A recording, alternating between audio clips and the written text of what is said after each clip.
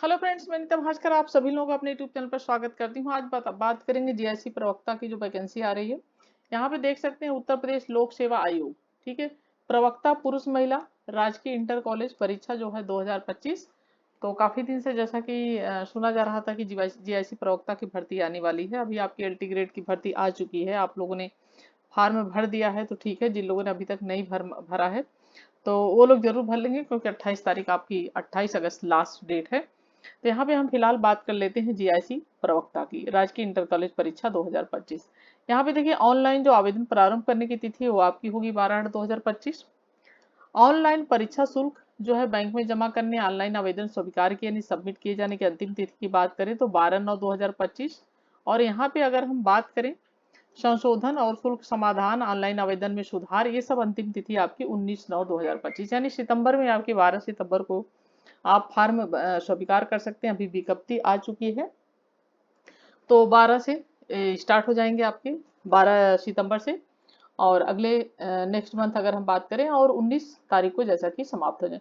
इसके लिए भी देखिए ओटीआर, जैसा कि आप लोगों ने देखा होगा, ओटीआर की बात करें हम तो ओटीआर जरूरी है भरना। जिन लोगों ने अगर एलटी ग्रेड का एग्जाम देना है या एलटी ग्रेड की जो फॉर्म भरे होंगे तो उन्होंने ओटीआर भर दिया होगा, तो उनको जरूरत नहीं, क्योंकि एक वन टाइम भरना होता है।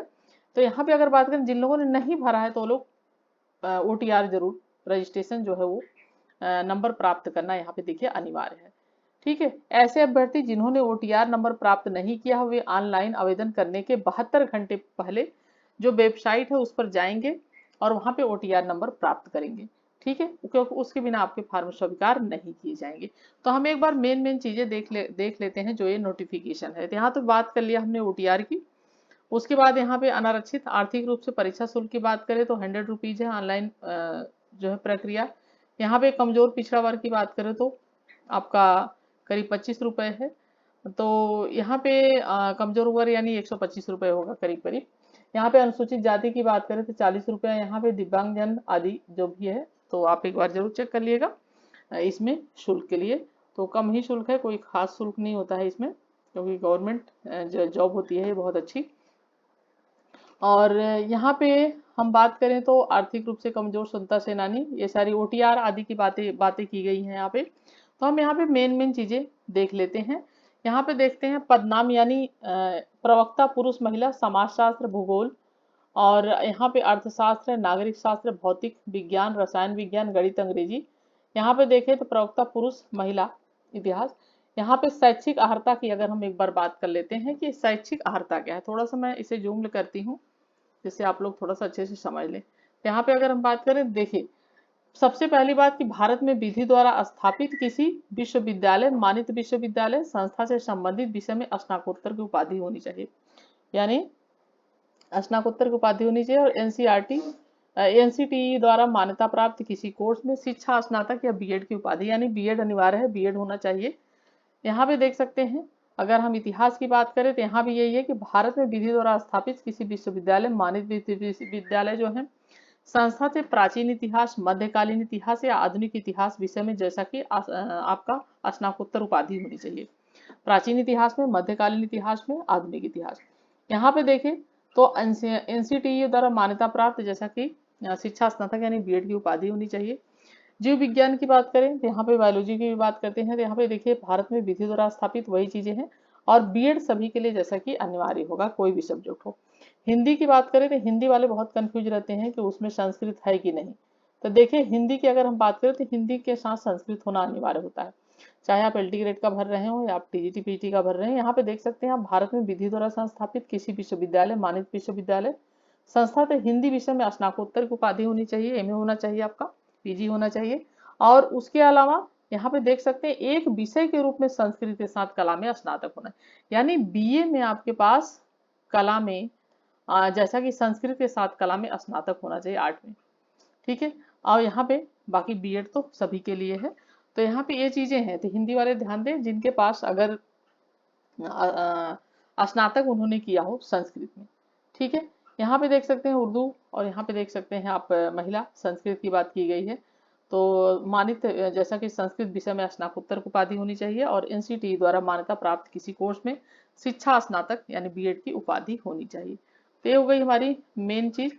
अब यहाँ पे समाजशास्त्र के लिए भी यही सारी चीजें हैं, ये सब आप एक बार जरूर पूरा पढ़ लें, देख लें, उसके बाद आप यहाँ पे फॉर्म अपना आवेदन जो है भरें। ये सारी चीजें हैं यहाँ पे। और एक बार हम देख लेते हैं इसमें सीट आदि कितनी है। तो हम लोग एक बार सीट वीट देख लेते हैं कि किस सब्जेक्ट में कितनी सीटें हैं। ये तो आपके जैसा कि पाठ्यक्रम आदि ये सारी चीजें भी दी हुई हैं। ठीक है, यहाँ पे आप देख सकते हैं जैसा कि हिंदी का पाठ्यक्रम है, और रसायन विज्ञान है, इंग्लिश है, ये सारे जो आपका सिलेबस है वो सारी चीजें दी होगी। अगर आपका किसी विशेष सब्जेक्ट, यानी मैं अगर बात करूँ तो मैं हिस्ट्री पढ़ाती हूँ, पॉलिटिकल साइंस पढ़ाती हूँ, तो यानी हिस्ट्री और नागरिक शास्त्र की अगर आपको जानना है कि सिलेबस क्या है, तो उसके बारे में जरूर कमेंट करिएगा। ठीक है, संस्कृत का है, यहाँ पे भूगोल का है, यहाँ पे देखिए इतिहास का। तो एक बार इतिहास मैं पढ़ाती हूँ तो इतिहास के बारे में थोड़ा सा बात कर लेती हूँ। यहाँ पे देखिए भौगोलिक विशेषताएं, इकाई फर्स्ट की बात करें तो प्रागैतिहासिक, प्राचीन मानव और उसके उपकरण, ताम्र प्रसारिक, ये सारी चीजें आपको पढ़नी है। प्राक जैसा कि इतिहास, नदी घाटी सभ्यता, हड़प्पा सभ्यता, ये सारी चीजें आप में आएंगी।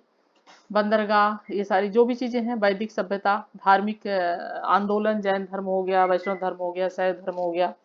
थर्ड की बात करें तो इसमें 600 ईस्वी पूर्व से 1200 ईस्वी तक 16 महाजनपद जो होते हैं, गणराज, मगध का उत्कर्ष, ये सारी चीजें आपकी आएंगी। नंद वंश, मौर्य वंश, सब कुछ आपका यहाँ पे है, चंद्रगुप्त मौर्य, अशोक, और ये सारी चीजें आएंगी। उत्तरी भारत से 500 से 650 ईस्वी तक उत्तर गुप्त, मौखरी वंश, हर्षवर्धन, ये सारा आपका कवर है। ठीक है, और बाकी आपका गुर्जर प्रतिहार हो गया, चंदेल परमार हो गया, बादामी के चालुक्य हो गए, ये सारी चीजें आपकी हैं। राष्ट्रकूट और कल्याणी के चालुक्य। इकाई फोर्थ की बात करें तो आर्थिक इतिहास, किसी व्यापार, वाणिज्य, जो भी चीजें हैं ये सब आपकी आएंगी। नाना देशी सिक्का प्रणाली, प्राचीन समाज, वर्ण जाति, आश्रम, पुरुषार्थ, और आपका संस्कार शिक्षा। उसके बाद यहाँ पे बात करें तो मंदिर, स्तूप, चित्रकला और कलाएं, ये सारी चीज जो है आपकी आएंगी ही। फिर उसके बाद आपका मिडियल हिस्ट्री होगा, वो आएगा, मोहम्मद गोरी, शेरशाह सूरी, ये सारी चीजें आपकी आएंगी। फिर उसके बाद आपका जो है आधुनिक भारत के सारे को आपके क्वेश्चन वहां से सब कवर है, देखिए आधुनिक भारत के। तो ये सारे आपके आएंगे, लॉर्ड कर्जन से, कर्जन हो गए, रणजीत सिंह हो गए, सब कुछ आपके आएंगे। उसके बाद 1917 में गोपाल कृष्ण गोखले, बाल गंगाधर तिलक, लाला लाजपत राय, महात्मा गांधी, जवाहरलाल नेहरू, ये सब आपके सारे लोग इसमें शामिल हैं। ठीक है, रेगुलेटिंग एक्ट हो गया, संविधान, और 84 का ईस्ट इंडिया एक्ट, 1833 का चार्टर एक्ट, 1909 का जैसा कि एक्ट हो गया, मार्लियामेंटो एक्ट, 19 का एक्ट, 35 का एक्ट, ये सारी चीजें आएंगी। स्वतंत्रता का प्रथम चरण, भारतीय स्वतंत्रता अधिनियम, 1947 रियासतों का एकीकरण और विलय, महात्मा गांधी, पंचवर्षीय योजना है, पड़ोसी देशों से संबंध, पाकिस्तान चीनी आक्रमण, 1962, ये बांग्लादेश। तो यानी 1962 तक का आपका आएगा सब कुछ। ठीक है, तो ये आपका हिस्ट्री की बात कर लिया हमने। और मैं देखती हूँ आपका अगर नागरिक शास्त्र का दिखता है तो मैं नागरिक शास्त्र का भी एक बार आपको बता देती। यहाँ पे थोड़ा सा हम बात कर लेते हैं प्रश्नों के बारे में, क्योंकि ये आपका इम्पोर्टेंट है। यहाँ पे अगर हम देखें तो प्रश्न पत्र की संख्या जैसे दे रखा है वस्तुनिष्ठ प्रकार का होगा। प्रश्नों की संख्या 120 होगी। सामान्य अध्ययन के यहाँ पे 40 क्वेश्चन होंगे। ठीक है, जीके जो होगा आपका 40 क्वेश्चन होगा। वैकल्पिक विषय के आपके 80% क्वेश्चन होंगे। ठीक है, तो यानी आपका 120, जैसा कि बात करें तो 120 क्वेश्चन आपके होंगे। ठीक है, और 2.5, 2.5 अंक, यानी एक प्रश्न का 2.5 अंक होगा। निर्धारित कुल अंक की बात करें तो 300 है।